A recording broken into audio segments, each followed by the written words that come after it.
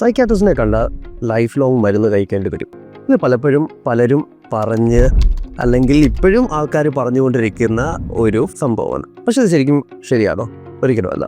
Psychiatry പരമായിട്ടുള്ള അസുഖങ്ങൾ അല്ലെങ്കിൽ മാനസിക അസുഖങ്ങൾ ഇത് നമ്മുടെ തലച്ചോറിലെ ചില ഹോർമോൺസിൻ്റെ വ്യത്യാസങ്ങൾ അല്ലെങ്കിൽ തലച്ചോറിനുള്ളിലുള്ള ഞരമ്പുകളുടെ ചെറിയ പ്രശ്നങ്ങൾ കാരണം ഉണ്ടാവുന്ന അസുഖങ്ങളാണ്. അപ്പോൾ ഈ അസുഖങ്ങൾ മറ്റെന്തിനെ പോലും ഷുഗറിനെയോ BP അല്ലെങ്കിൽ മറ്റേത് അസുഖങ്ങളെ പോലും ഇതും നമ്മുടെ തലച്ചോറിൻ്റെ ഉള്ളിലുള്ള ചേഞ്ചസ് കാരണം ഉണ്ടാകുന്നതാണ്. അപ്പോൾ അതിന് ട്രീറ്റ് ചെയ്യാൻ പലപ്പോഴും നമുക്ക് മരുന്നുകളുടെ സഹായം വേണ്ട വരും.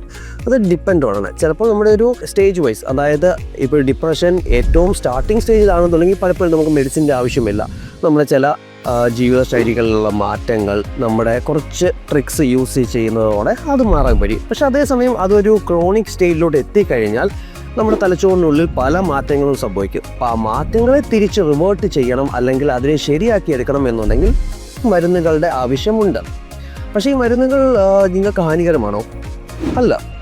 മരുന്നുകൾ മറ്റേത് മരുന്നുകളെ പോലെ നമ്മുടെ ശരീരത്ത് നമുക്ക് വേണ്ട മാറ്റങ്ങൾ വരുത്താൻ വേണ്ടി മാത്രമാണ്. ആ മരുന്നുകൾ ഇപ്പോൾ നിലവിൽ മാർക്കറ്റിലുള്ള മരുന്നുകളെല്ലാം ഓൾമോസ്റ്റ് നല്ല സേഫാണ്. അതേപോലെ തന്നെ സൈഡ് എഫക്ട്സും വളരെ കുറവാണ്. മറ്റു മരുന്നുകളെ ഈവൻ പനിക്ക് കൊടുക്കുന്ന മരുന്നുകളെ വെച്ച് നോക്കുമ്പോൾ അത്രയും പോലും സൈഡ് എഫക്ട്സ് ഇല്ലാത്ത മരുന്നുകളാണ് സൈക്യാട്രിയിൽ ഇപ്പോൾ ഉള്ളത്.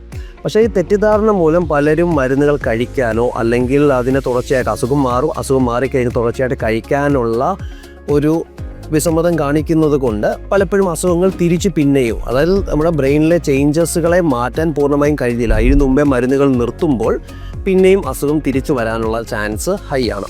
അപ്പോൾ അതുകൊണ്ട് ഒരിക്കലും മരുന്നുകൾ നിങ്ങളായിട്ട് നിർത്താനോ നിങ്ങളായിട്ട് വ്യത്യാസം വരുത്താനോ ശ്രമിക്കരുത്. കാരണം അത് പ്രോപ്പറായിട്ട് നിങ്ങളുടെ കണ്ടീഷൻ നോക്കി അതിനനുസരിച്ചുള്ള മാറ്റങ്ങൾ വരുത്തി സ്റ്റോപ്പ് ചെയ്യുന്നതാണ്. അതുപോലെ തന്നെ അസുഖങ്ങൾ അതിൻ്റെ സ്റ്റാർട്ടിങ് സ്റ്റേജിൽ വന്നാൽ വളരെ എളുപ്പവും അധികം ദിവസവും ട്രീറ്റ്മെൻറ്റുകൾ മുന്നോട്ട് പോകേണ്ട ആവശ്യം വരുന്നില്ല. പക്ഷേ ഇത് സൈക്യാട്രിസ്റ്റുകളെ കാണാൻ ഉള്ള ഒരു മടി കാരണം അസുഖങ്ങൾ വേഴ്സായി, അതൊരു കണ്ടീഷൻ വളരെ വേഴ്സായി കഴിഞ്ഞിട്ട് വരുമ്പോൾ അതിൻ്റേതായിട്ടുള്ള ചലഞ്ചസും ട്രീറ്റ്മെൻറ്റിൽ ഉണ്ടാവും. അതുപോലെ സമയവും കുറേ നാൾ എടുക്കുന്നത് നോർമലി കാണുന്നൊരു സംഭവമാണ്. അപ്പോൾ അത് മാക്സിമം ഒന്ന് ശ്രദ്ധിക്കുക. നിങ്ങൾ അത് മനസ്സിലാക്കി എന്തെങ്കിലും ഒരു മാനസികമായിട്ടുള്ളൊരു ബുദ്ധിമുട്ട് നിങ്ങൾക്ക് എന്തെങ്കിലും ഫേസ് ചെയ്യുന്നുണ്ട് അല്ലെങ്കിൽ നിങ്ങൾക്കറിയാവുന്ന ആർക്ക് നിങ്ങൾ കണ്ടു കഴിഞ്ഞാലും ഉടനെ തന്നെ ഒരു സൈക്യാട്രിസ്റ്റിനെ ഒന്ന് കാണുക. കണ്ട് നിങ്ങളുടെ പ്രശ്നങ്ങൾ പറയുക. ഇൻ കേസ് ട്രീറ്റ്മെൻറ്റ് വേണ്ടതാണെങ്കിൽ അതിനുള്ള ട്രീറ്റ്മെൻറ്റ് ചെയ്യാം, ഇല്ല എന്നുണ്ടെങ്കിൽ വേണ്ട. ബട്ട് ഒരിക്കലും അറിയാത്തൊരു കാര്യത്തെക്കുറിച്ച് നിങ്ങളായിട്ടൊരു ഡിസിഷൻ എടുത്ത് അത് ഒരു അസുഖത്തെ വേഴ്സാക്കി കൊണ്ടുവരാൻ ഒരു ഇടവരുത്തരുത്. Thank you.